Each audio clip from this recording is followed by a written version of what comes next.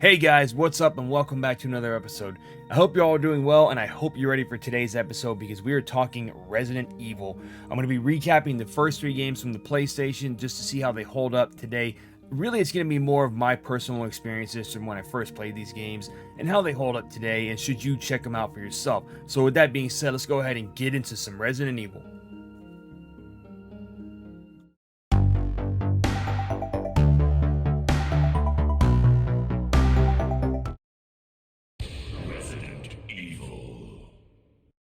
Resident Evil is one of the most popular game series of all time, and it is still gaining popularity today.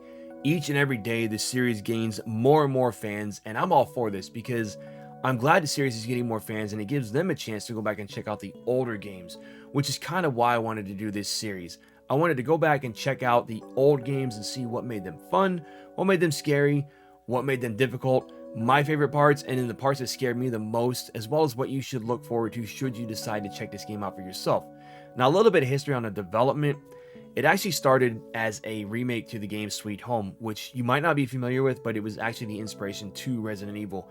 It was a game released on the NES back in the late 80s, and it was based on a TV show in Japan. So it makes sense as to why they would not release it here, because we don't have that show here, so we could not watch it to see what was going on. And I think it was going on around the same time, like the show was happening the same time that the game was going on, so it made sense to have both of them going on at once.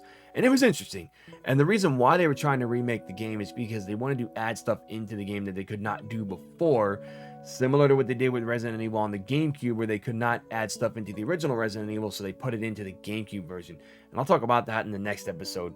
But the game was given to Shinji Mikami, who was tasked as the leader of the project, and if you're not familiar with some of his games, he worked on things like Evil Within, Ghostwire Tokyo, Shadow of the Damned, and just a variety of other horror-related games. And he started with Disney games. Believe it or not, he started working with Aladdin, Goof Troop, and I want to say DuckTales as well. So it was interesting to see him go from kid-friendly, family-friendly games to gore, horror, spooky, survival horror, Resident Evil games. You know, it was interesting to see that shift. And really, that's all he's worked on ever since Resident Evil. And I'm all for it because I think that's what he wanted to do in general. He wanted to work on horror games. Now, something that I didn't know was that Resident Evil was almost an SNES game. It started development intended for the SNES, and they decided not to. They decided to move it and shift it to the PlayStation. So that's interesting because the game might have been more like Sweet Home, the over-the-head camera, similar to like the Final Fantasy games on the SNES where it was overhead camera, Chrono Trigger, same thing, but it wouldn't have been an RPG game. It would have still been a survival horror game. Now, everybody might know this as well, but the game started as a first-person shooter. And it wasn't going to work out because the technical limitations of the PlayStation would not allow it. So they turned it into a third-person fixed camera angle style game, and that is what we knew and loved for the longest time, from 96 to 2002, when the last tank control Resident Evil game came out with Resident Evil 0. Again, I will talk about that in a future episode as well. But for now, I want to talk about the original Resident Evil, how it holds up today, and what you should look forward to should you play it yourself. That was too close. You were almost a Jill sandwich. You're right. So in all good trilogy fashion, I must start with Resident Evil 1. Now, this is a game that I first heard about and I first saw about when I was reading a Game Informer magazine back in the 90s. And back then, Game Informer was a great magazine, so I remember getting one in the mail and thinking, oh, Resident Evil, well, what is this? And it had a zombie on the front, and I thought, okay, this is cool because I'm currently playing through Zombies Ate My Neighbors, so I really want to check this game out. But I did not have a PlayStation at the time, so all I could do was really just look at the pictures and everything and think, okay, this game looks cool, but I can't play it right now because I don't have the PS1, or the PlayStation as it was called at the time. And really, throughout the mid to late 90s, all I saw was the Resident Evil 1 and 2 within gaming magazines, and I thought, this game really looks cool, but I can't play it. And I remember a friend of mine back in school said, hey, this game's awesome, you really need to check it out, but I couldn't. I didn't have a PlayStation, so I couldn't check it out. Now, fast forward, or go forward in time to 1999, when I was reading another gaming magazine. I believe it was also Game Informer. It might have actually even been Expert Gamer, if anybody remembers that magazine. But I was going through and I'm looking at all the previews, and it says Dino Crisis. Now, I did have a PlayStation at this time, and I saw Dino Crisis. I said, cool. I like Jurassic Park, and this game has dinosaurs in it. And then it said, from the creators of Resident Evil. So I thought, I've got to play it now. And it also gave me that push to play Resident Evil, to really get into it and play it. And I remember the weekend that I bought Resident Evil, it was only because I went to Blockbuster and they did not have a damn thing to rent at the store. Nothing was there. It was slim pickings, and I ended up renting Rampage World Tour, which was not a fun time. So I asked my mom if she could take me to the, it wasn't really called a retro store at the time because it was still like a newer game store. They sold new stuff and retro things, so I wouldn't say it was exactly a vintage store. So we go in there, and I asked the guy for Dino Crisis. Well, he said it was it was $50 at the time, and she said, no, absolutely not, that's too much money, I can't buy that for you, this and that. So I thought, okay, well, there's got to be something else in here I can get. And the guy actually says, hey, look, if you really want to play Resident or Dino Crisis, you should check out Resident Evil first. Check out this game because the controls were exactly the same as Resident Evil. And he was basically telling me, if you don't like the controls in this game, you're not going to like the controls in Dino Crisis. So he wanted me to really give the game a chance. And he also recommended the director's cut, which is the only version I've ever played of this game, was the director's cut. Now, I have played the original Resident Evil with just the single disc, no auto aim or anything like that. Wasn't really my thing because I'm used to the auto aim, so I played director's cut only, and I really have to thank Dino Crisis for that. So once I get home and I pop the game in, I'm sitting there, first thing I say was, wow, there are full motion video cutscenes with real life actors in it's basically movie style cutscenes, and I had only seen that in a couple of games. I think The Lost World had some of them, and I want to say Toy Story 2 hadn't been out yet, but I want to say might have not been out either, but a James Bond game did have the full motion video. So I thought this was the coolest thing. I said, oh my god, these cutscenes are real life people. I mean, now I look at it and I'm just thinking, well, it has not aged well, and definitely very much cringy at best. And I'm watching it thinking this is the coolest thing ever, because I'm going from a Super Nintendo with 16-bit graphics to a PlayStation 1 with, 3D polygons, full motion videos, live action actors, live action cutscenes. It was really cool. And I know that Sub-Zero Mythologies had that too. That was the game I was thinking of that I saw this in, and I'm just like, oh, this is so cool. Well, I get into the game. First thing I do is, where the heck am I supposed to go? Because there's no map, and I'm used to Metal Gear Solid because I played that ridiculously, religiously throughout the first year I had my PlayStation from 98 to 99. I just played Metal Gear Solid so much. So I get into Resident Evil and I'm like, I don't know where I'm supposed to go. And I'm looking at the map thinking, I really do not know how to read this map, because I'm used to the radar in Metal Gear saying, okay, you got to go this way, that way, there's an enemy there, there's an enemy there. And really, I'm just going through Resident Evil. I'm trying to learn the controls, trying to learn everything. Had no idea where to go, and I didn't have any strategy guide, so I'm just going through every single room trying to find these items. And I knew to pick up the items because of the glimmer. You would see the glimmer and you're like, okay, that is an item I need to pick up. Now, where do I use this item? And I'm just going through every single room to room, killing zombies, killing the zombie dogs. I was playing on, I think, arrange mode, so I knew where everything was in arrange mode, and then I jumped into original mode, and it's like everything's different. So that was one of the cool things, was you had these different modes, and each mode had something different, had the items in different spots. So it took me a good while to get through this game. Meanwhile, I had already completed Resident Evil 2 and 3 and Code Veronica before I had ever even completed the first Resident Evil. So when I finally did get to when I finally figured out how everything works in the game, and I figured out where everything was, I found a guide. Once I figured out how to play the game and where to find everything, where to use everything, the game became a lot more fun. And Resident Evil 2 and 3 were a little bit easier because I actually had strategy guides for those games, so I was able to figure out where to go when I was playing these games. The guide would show me, but I didn't have one for Resident Evil 1. So as I'm going through, I'm thinking, oh my god, this game is awesome, it's spooky, it's creepy, the music is great. The music in the DualShock version is not the same as what is in the director's cut non-DualShock version, because they go straight to that DualShock version and they talk about how crappy the music was. Yes, it is not the best, but in the original game and the DualShock, in the director's cut version, they had really great music. I'm not saying it was the best, but it was definitely better than what's in the DualShock version. And I'm just going through, and all the twists and turns, there's so many things happening, and I'm just sitting here going, what is going on with these characters? You find out Wesker is actually the bad guy, and he's been working for Umbrella the whole time, and you're just like, what? And then he just straight up gets impaled by Tyrant. If you're playing as Chris, he gets impaled. I think if you're playing as Jill, he just gets knocked out. And you're just like, well, dang, he just got impaled by this giant monster's claws. And you finally complete the game. And I'm just sitting there going, wow, I finally beat this game. It is awesome. It is great. The ending music is probably some of the best in the entire game. It's very much a 90s ending credits song. But one of the cool things about this is that you had two characters to play as in Resident Evil 1 and Resident Evil 2, which I'll talk about when I get to the Resident Evil 2 section, but you had two characters to play as, and each one of them has their own different storyline going on. So you have Chris going through the storyline with him, and he's got Rebecca as his basically side character, and he runs into Wesker at a certain point. So there's not a lot of characters in each storyline. There's basically, you have Chris and Rebecca in his storyline, you have Jill and Barry in her storyline. And the interesting thing about Chris's story is that you never ever see Barry again throughout his entire story. So a lot of people say that Jill's story is the one that's canon because Barry does come back later on.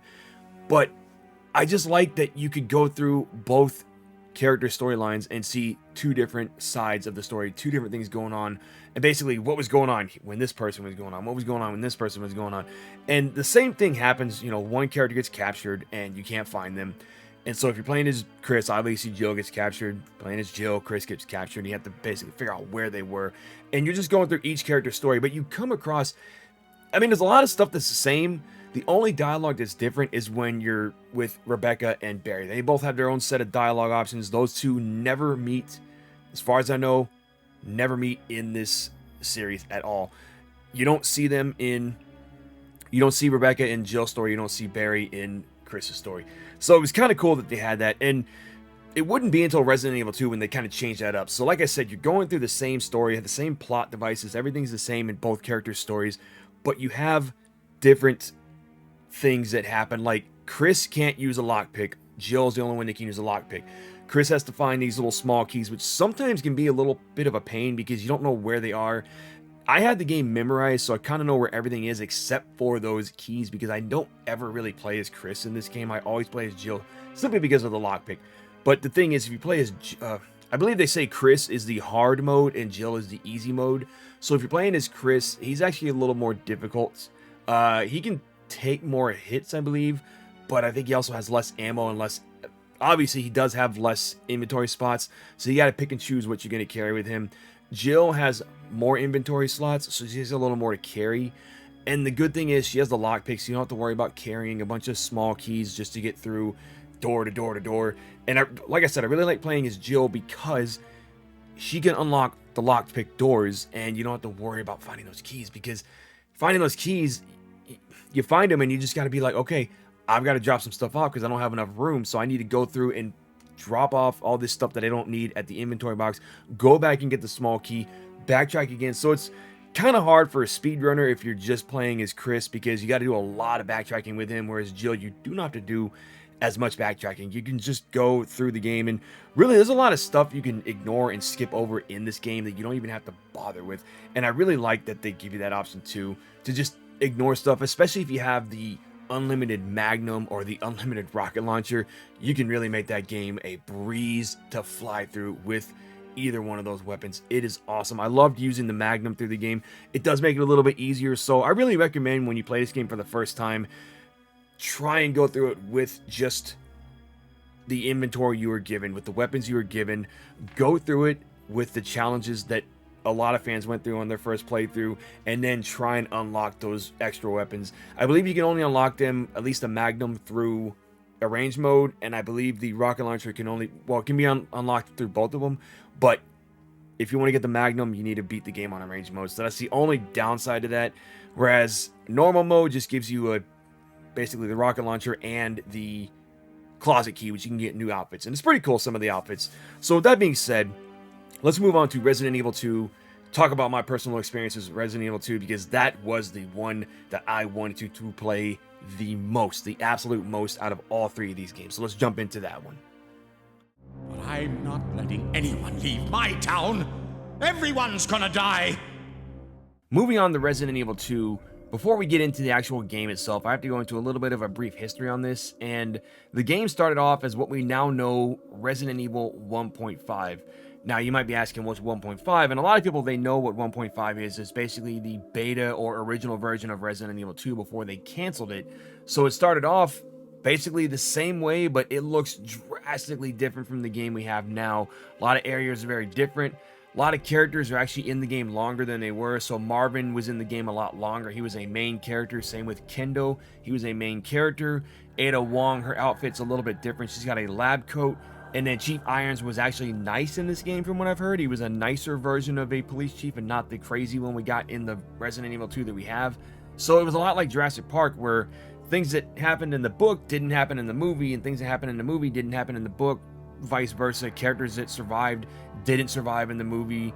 Characters that died in the movie were actually alive in the book, if that makes sense. So it was very interesting, and I'm really curious, and I really would like to play that version of the game, but it's kind of hard to get a hold of it. So I'm just kind of like, I'm better off just watching gameplay of it. But Resident Evil 2 itself was one of those games that a lot of kids in school were talking about and how awesome the game was. They would say, look, you need to play Resident Evil 2. It's awesome. It's about zombies. And I knew what Resident Evil was because of the first game when I saw it in the Game Informer. I said, I know what Resident Evil is, so I do want to play it, but I don't have a PlayStation. And this is one of the games that every year I would beg my parents for a PlayStation just so I could play this one, Resident Evil 1, and Crash Bandicoot. Also, I used to get confused, and I thought Resident Evil and Resident Evil 2 were kind of the same game. I didn't realize there were two different games, because as a kid, you don't really know the difference. You're just a kid. You're like, ooh, zombies, action, it looks cool, monsters, I want to play that. But every year, my parents were like, hey, the PlayStation's kind of expensive, and I think it was about $300 at the time. So they were like, no, you just gonna have to wait. Okay, you have to wait until it goes down a little bit. And also the whole, keep your grades up and we'll get you a PlayStation. So I had to basically do that situation too. And I eventually did get one in 1998, late 1998. And I remember one of the first demo discs I have was the one that came with the PlayStation. And there was a preview of Resident Evil, and I thought, okay, let's check this out. Couldn't play the game because it was a video. It was a trailer, and I was like, oh man, this game looks so awesome. It's scary. And then there's parts where the zombies are just growling in the trailer, and it kind of scared me. I was like, damn, this is pretty spooky. I want to play this game. But I couldn't because it was just a video, and I don't know why it took me a year to play Resident Evil. Like I said in the Resident Evil 1 section, I didn't play this until 1999, and the first time I played this was on a demo disc that came with Director's Cut. And the demo disc is completely different from the main game too. I mean, a lot of areas are the same, but it's the 1997 demo, so there are some things that are in there and some items that are named differently. Like you have Precinct Key S, Precinct Key B, Precinct Key L instead of the Spade Key, the Heart Key, the Diamond Key. You have alphabetized keys. So they took that out, they changed it. And when you go to the STARS office, and I don't know if this was meant for just the demo, but Ada Wong shows up in that spot, and I'm kind of thinking, okay. And I thought that was Claire. So again, I thought Elza Walker was Claire, but then I realized, okay, it's a little different. What's going on here? These are different characters. That's when I realized, oh, 1.5 is totally different game with different characters and everything. And they wanted to make this game more connected or more like the first game, which is why they changed it too. I forgot to mention that when I was talking about 1.5. But when I finally got into the game in the demo disc, I said, okay, well, we'll play it. And this was 99, so my first inkling to playing the actual game was on the Nintendo 64. And I'm playing the N64 version, but I'm playing it in different areas. So I didn't actually play through the game fully on N64, which is something I'm going to do on this channel one day. I'm going to play through the entirety of the N64 game.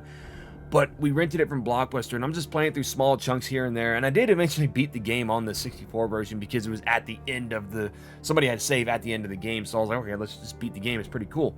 So when I finally got to play the game, I didn't realize there was Scenario A and Scenario B. That is something new that was not in Resident Evil 1.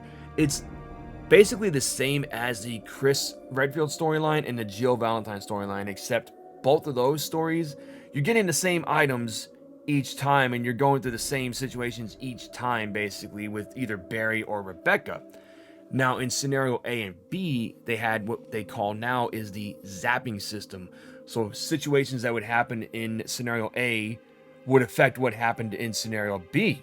And I thought that was really cool. I said, okay, if I pick up this item here, Claire can't get that item in her game.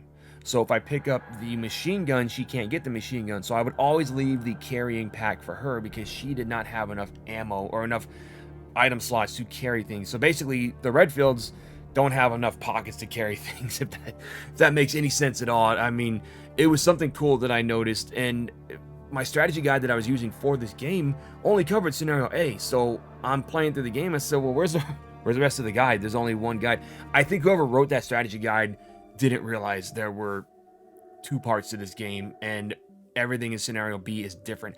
Items are in different locations.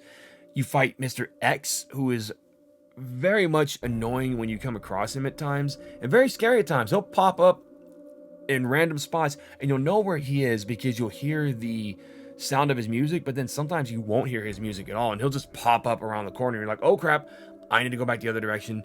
And I've never actually tried to leave a room and come back to see if he's gone, because I know he only disappears if you knock him out. You have to knock him out in order for him to go away, and it's just one of those things where you're like, oh damn it, do I want to fight him or do I want to run away? But I really need to get through this hallway to get to that item in the back room. And there's one hallway in past Chief Iron's office. It's a narrow hallway with his taxidermy stuff. Mr. X shows up and he's just in there, and you're like, I have no way of getting past him. How am I supposed to get past this guy? He's blocking the entire hallway because he's the size of a Goomba from Super Mario Brothers, the movie. But you can get past him if you use the unlimited ammo code, and I really recommend using that code because it's very helpful in this game. I know that ammo is very scarce in this game, very hard to find in this game, and you're just going through it trying to find as much ammo as possible. So use that unlimited ammo code. It works in every single version of the game except for the original non-DualShock release on PlayStation 1. That's the only version that this code does not work on. The reason I got the DualShock version was because of that unlimited ammo code. I said, hey, if this helps me, I'm gonna get it for the I'm gonna get the DualShock version. So Mr. X, he pops up here and there, and one spot in particular, when you're in the press conference room and you light up the little furnaces and you go to get the gear for the clock tower or the bell tower, Mr. X just crashes through that wall. And one time I did fight him and I said, okay, I've destroyed him, whatever, he's knocked out. And then one time I was just like, I don't feel like running past it. I don't feel like fighting this guy, so I'm gonna leave and get the little gear and get out of here. Well, when you're going around the corner, he barges through the wall again, and I was not expecting it, and it scared the absolute hell out of me when it happened because I was not expecting him to just barge through the wall there. And he does it in the remake too, but it's kind of random how it happens. You have to really set it up a certain way for it to happen, but it happened the same way in the Resident Evil 2 remake, and I thought, holy crap, you guys actually kept one of the original scares in the remake. That is so awesome. Now, as far as the game as a whole goes, I mean, you're going through the police station and the sewer area and the streets and a bunch of different areas. It's not just one mansion, going from the mansion to the guardhouse to the underground to the lab. I mean, you go to a lot of different spots here. So you start off in the streets, you end up in Kendo's shop, then you end up in the back alleys, and then you end up over near the police station, and then you end up in the police station, which then leads to the underground sewers, then to the marshalling yard, then to the I think another underground area, and then to the laboratory. So there's a lot of areas in this game, and it basically doubles the amount of what's in Resident Evil 1.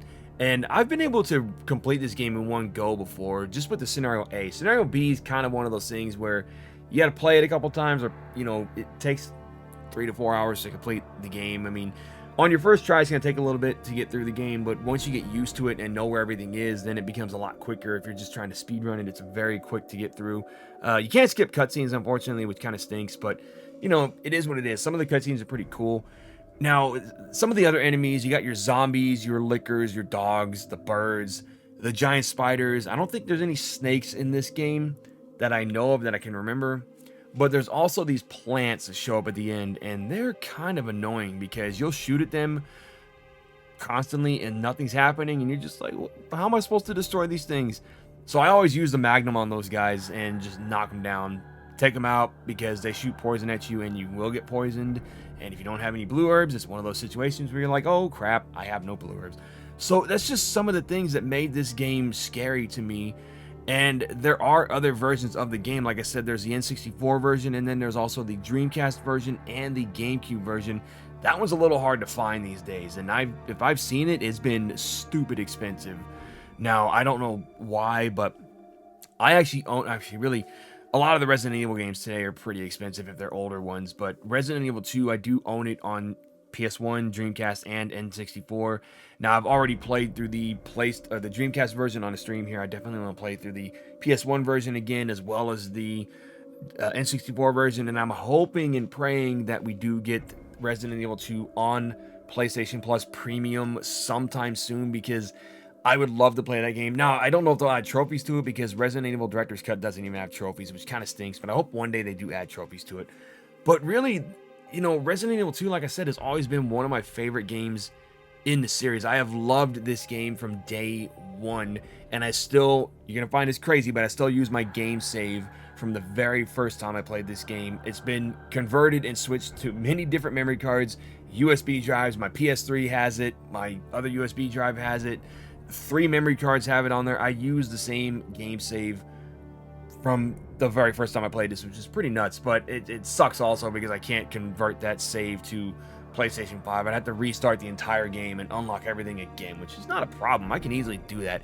Now, speaking of unlockables, you do get unlockable special weapons if you beat the game in a certain time without using health herbs. I mean, sorry, not health herbs, first aid sprays. If you don't use any first aid sprays, you get an A rank with special weapons to use, and I thought that was the coolest thing because the first game had it too.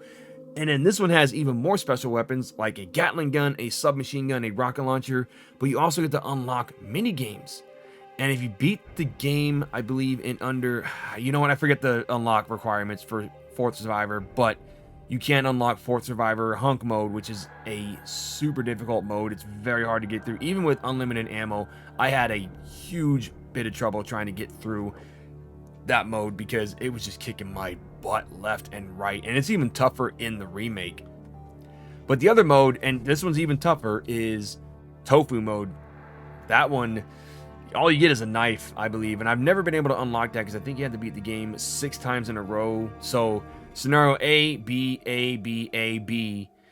And that might be how you get Hunk, is you have to beat it 4 times in a row or something. Or I think to get Hunk, you have to get under 3 hours or under 2 hours. No, I think it's under 3 hours with an A rank to get Hunk mode. And I did it once.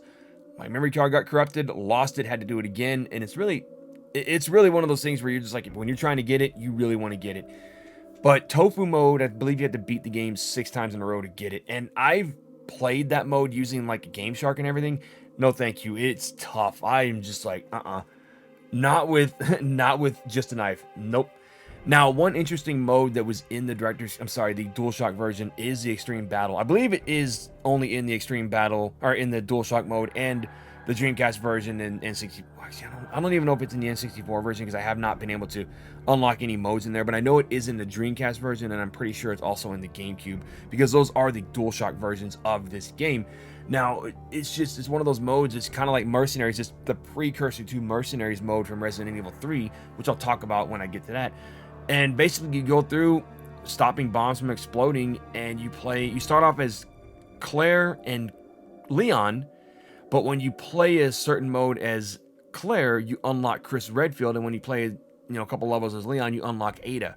But here's the interesting thing about Chris. The reason he is even in this game is because his audio files were used for Leon in the original Resident Evil 1.5 beta. So when you got bit or attacked by enemies, you heard the sound effects of Chris from Resident Evil 1. And I didn't know this for the longest time. I always wondered why Chris was even in the game, but I thought, oh, it's because of Claire. And a friend of mine told me, no, it's because they had his audio files in the game and they just decided to keep him in there. So that's why he's even in this mini game. And it's so cool, that little bit of detail there. But really, that's about it I have to say about Resident Evil 2. I mean, I could go on all day talking about this game and how much I love it. But let's move on to Resident Evil 3 and see what made this game so special, because Resident Evil 3 is another one that a lot of fans absolutely love to play and love to talk about as being one of the best Resident Evil games of all time. The police aren't trained for this kind of situation. What could they do? Listen, he's coming for us. We're both gonna die. As we move on to Resident Evil 3, This is one of those games in the series, much like Dino Crisis, that gave me that itch that needed to be scratched. And that itch was to play Resident Evil. I needed to play it, but again, I was hooked on Metal Gear Solid. I really wasn't playing anything else through 1998 and 1999. Not until the fall of 99 when I first got Resident Evil 1 Director's Cut, that's when I started getting into the Resident Evil series. So once that happened, this is also around the time where I was reading magazines and seeing the promotions and the articles and previews for Resident Evil 3, and I thought, okay, this looks interesting. But also Code Veronica was being promoted and previewed as well at the same time, because that was coming out the following year. More on that game in another episode. So when I finally started playing Resident Evil, I said, I can play Resident Evil 3 now. So I started reading the previews, reading the articles, reading all about Resident Evil 3, and just how awesome the game was. But I had no idea that it was taking place before Resident Evil 2, and that it was technically a spin-off, or it started off as a spin-off, and then Capcom said, hey, the game would probably do better as a numbered sequel. And I really don't know the full story on this, but it was not supposed to be Resident Evil 3. It was supposed to just be Resident Evil Last Escape, which is why you see that in the opening title sequence, or sorry, Nemesis, but in other countries it is called Resident Evil Last Escape. So this was supposed to be a spin-off, and it feels like a spin-off because you're going through a lot of the same areas as you did in Resident Evil 2. A lot of areas are boarded up that weren't boarded up in Resident Evil 2. A lot of areas you didn't get to go to in Resident Evil 2 you get to go to here, such as the hospital, the graveyard, the clock tower, the park, all of those different areas. And it was just one of those games that was so awesome to think, hey, Leon and Claire are running around this same city right after Jill and Carlos get through there. So at one point when Jill gets infected by Nemesis, once that sequence of Carlos's gameplay is over, then that is when Leon and Claire show up. So you're thinking, okay, they're here somewhere, and Mr. X is chasing them. We got Nemesis chasing us. Now, Resident Evil 3 did add some new mechanics, such as the dodge mechanic and the, auto aim towards objects, which were explodable, destructible objects such as the red barrels. But there are also some other objects that you can destroy, such as the plate of stacked wood that's hanging up in the brain sucker area. You can actually shoot that and knock it down.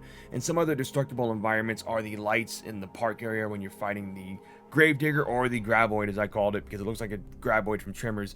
You can just shoot a bunch of different items and have them fall and cause some kind of destruction. And it's really good to have those, and really convenient when you have a bunch of zombies coming through and you're just thinking, oh man, I got a group of zombies coming at me and I need them to go away and leave me alone at all costs because I don't want to fight them. And it's really convenient having an explosive barrel right there. Now, one cool thing about this game also was the branching paths and the choices you can make throughout the game, such as you want to fight Nemesis or you want to run away. Now, a lot of these choices do have different cutscenes. So if you choose to fight Nemesis in the kitchen area of the restaurant, then you might have Carlos show up in the news conference room, or you might have Nikolai show up in the area where you get the oil additive to use for the train. So depending on what you choose and where you go first will depend on which character shows up where. So the interesting thing is, if you have Carlos show up in the gas station, he'll go out and fight the zombies. But if Nikolai shows up in the gas station, a wire will explode and cause an explosion and fire and everything, and you think he's dead, but he's actually not. So that's one interesting thing about that, is that you can do branching pathways and have the characters show up at different spots. And then it's the same in the hospital. You come across Tyrell and you'll have either you'll have either him opening up a safe and a bomb exploding on him with just Carlos, or you'll have Carlos and Nikolai both there, and when the safe opens up, you'll have it blow up, but then Nikolai jumps out the window. And this is one of those situations where Nikolai did not cause an explosion at the side of the gas station, or the explosion didn't happen with him in there because Carlos was there. And in that case, Nikolai was in the press conference room where you get the oil and everything. So that's where he was, and he gets attacked by zombies, so you assume, oh, he's dead. Now, depending on where he is, if he's in the gas station or the newsroom, the press room, you assume, oh, he's dead, but he's really not, because he shows up again. Now, one cool thing is the ending to the game. You do get a bonus ending, and with that bonus ending, it's basically when Nikolai shows up at the end with the helicopter. I get a flashback a little bit. You have to choose to push or jump off the bridge when Nemesis attacks you in the final, right after the Gravedigger fight. When you're going across the bridge, you'll see Nemesis, and you can choose to either push him off or jump off. Now, if you jump off, that is when you get the bonus ending, and then you have to let Nikolai either go away or shoot down the helicopter, which I found out that if he goes away, that's the canon ending, which I never knew. But if you shoot down the helicopter or he leaves, that's it. No helicopter. And then, at the end of the game, Barry Burton shows up to help Jill, which is very interesting because, she says to him, "Is that you?"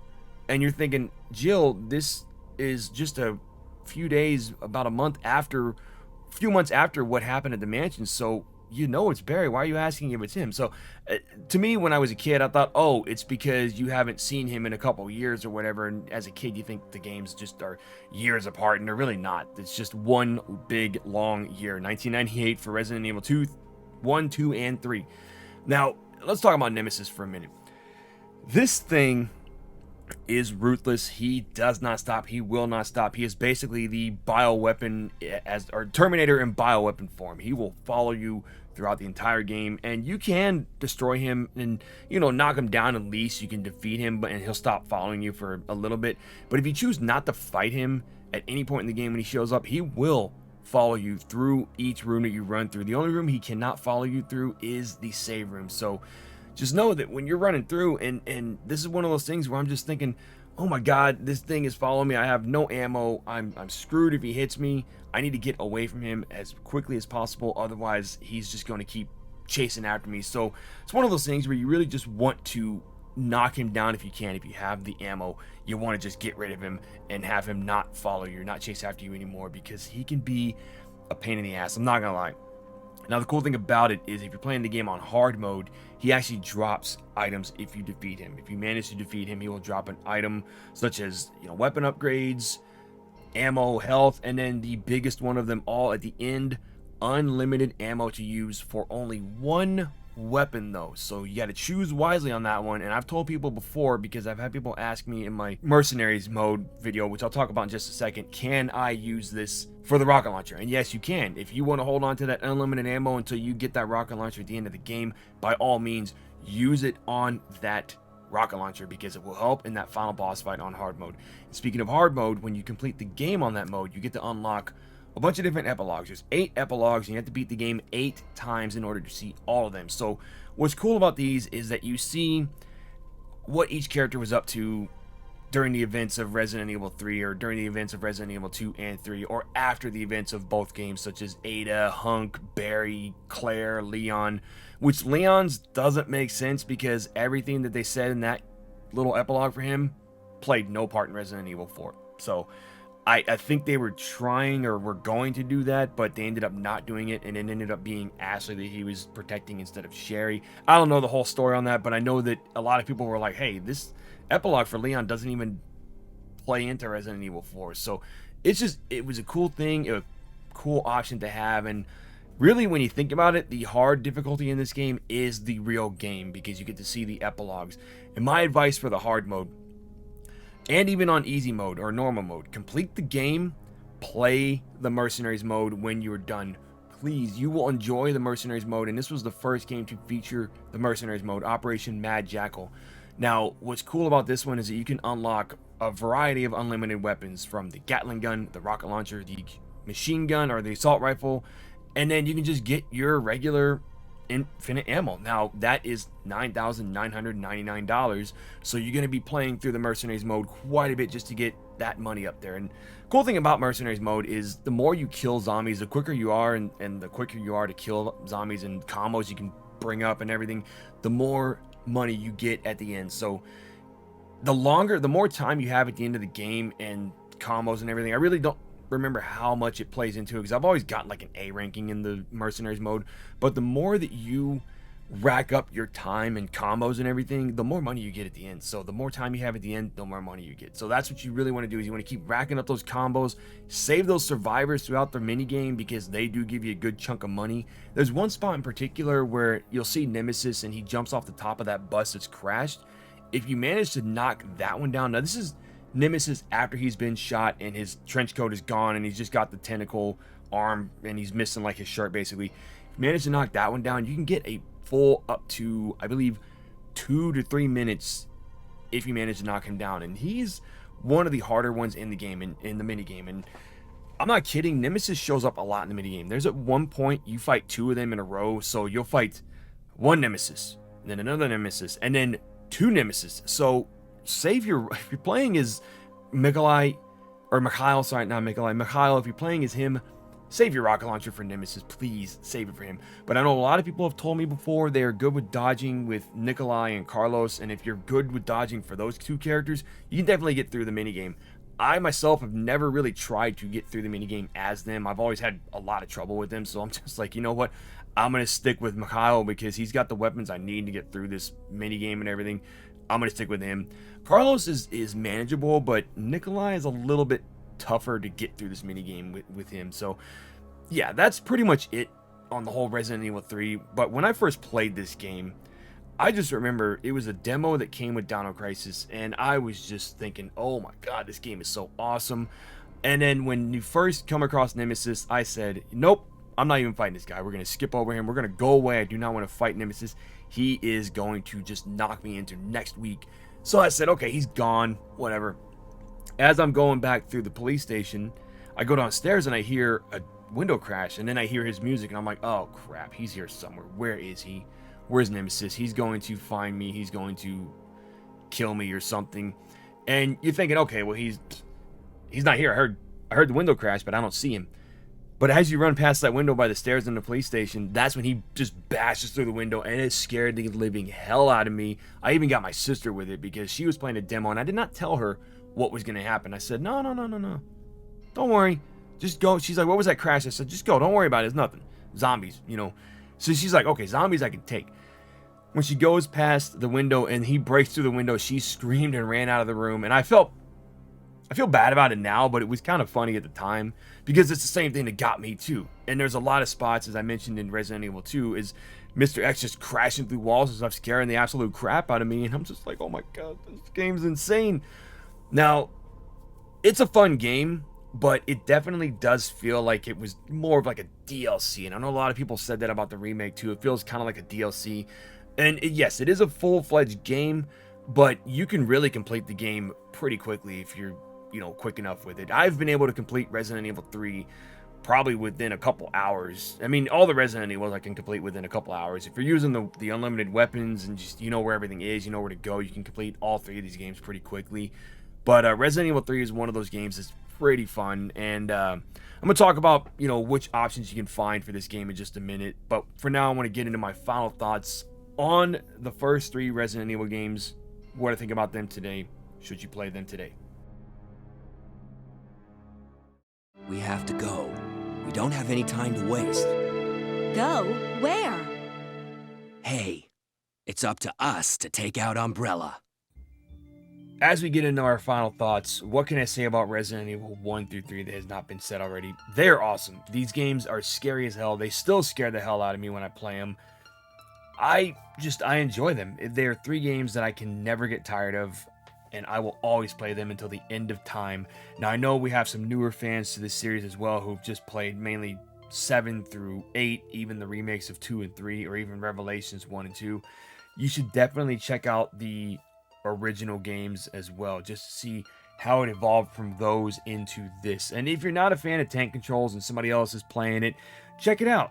Check out the game, watch it, see if it's something you would enjoy and want to play, because the old games are not for everybody. And I've had a lot of people tell me that they tried them and they couldn't get past the controls, or they couldn't get past the FMV cutscenes in Resident Evil 1. A variety of reasons as to why they just didn't like the originals, and that's all cool. I mean, yeah, I'm not a big fan of most of the modern games in the series, but I still play them because I still enjoy the series as a whole. Now, if you're wanting to play the originals, I recommend going digital, because the physical editions are really hard to come by, and when I've seen them in stores or pretty much online or anything, they've just been priced ridiculously. I think the last time I saw Resident Evil 2 and 3 was in a retro shop on GameCube, and it was for about $200 each. I don't know what they were thinking when they did that, and I don't think they were either, because the guy said they hated charging that much, but, times are changing, so I understand. But definitely go digital if you can. It's still available on PlayStation 3 as far as I know. You can still get them through the PSN. You'd have to add a PlayStation Plus card and everything to do it, but you can still get them. Now, if you're on PS4 or 5, you can get Resident Evil 1 Director's Cut on both consoles, but I do have to say, as of recording this, I do believe that Resident Evil Director's Cut is still locked behind PlayStation Plus for people in America, but if you are in the UK, you do not have to have PlayStation Plus in order to get this version. You can just go in and search it and download it, because some games, they said if you already own them on PS3, they're going to be free of charge, and that is one of them, because you guys got the non-DualShock version, whereas we got the DualShock clown farting in the hallway version. It's the last time I'm going to make that joke, I promise. But if you're in America, just know that you might have to actually get PlayStation Plus in order to play it. Unless they fixed it, don't quote me on that, because I don't know. I upgraded PS Plus back in June when it went live, and that was the first thing I downloaded, and it did not have a price next to it, probably because I uploaded it or upgraded it. So definitely check it out. Check out all three of these if you can.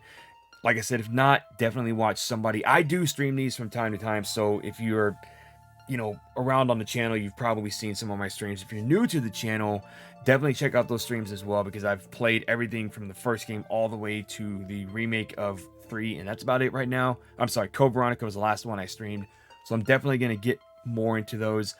As for these recaps, I do want to cover all of the Resident Evil games, but I'm probably not going to do Survivor, because I just did an episode on that not too long ago, and I'll link that down below. But I felt like that was a good enough recap of it to basically be its own thing. So I think the next one I will cover will likely be Code Veronica. Just keep an eye out for that. And before we leave, I do want to know, what is your favorite Resident Evil game of all time? You know what? Let me know who your favorite Resident Evil character is as well. So favorite Resident Evil and favorite Resident Evil character, let me know down in the comments below. Before we head out, I wanted to thank everybody again for watching, and I really do enjoy making these episodes because it gives me a chance to go back to the past and relive these games with you guys and talk about these games that I loved growing up, especially for the newer audience, because there's a lot of newer retro fans coming out who didn't get to play these games. They weren't around when they first released and everything, so they're going back and trying them out for the first time now, and they're loving them. So I love the fact that I'm able to show these older games to a newer audience, and they can go back and check these games out and become fans themselves. It's just a great feeling. Now, if there are any videos or any games you would like for me to cover in a future episode, any top 5 videos you'd like for me to cover, please let me know down in the comments below. And if you did enjoy this video, be sure to check out my retro recap series, which is actually in the link down below and the title card right above there. So definitely check that out, and y'all have a good one.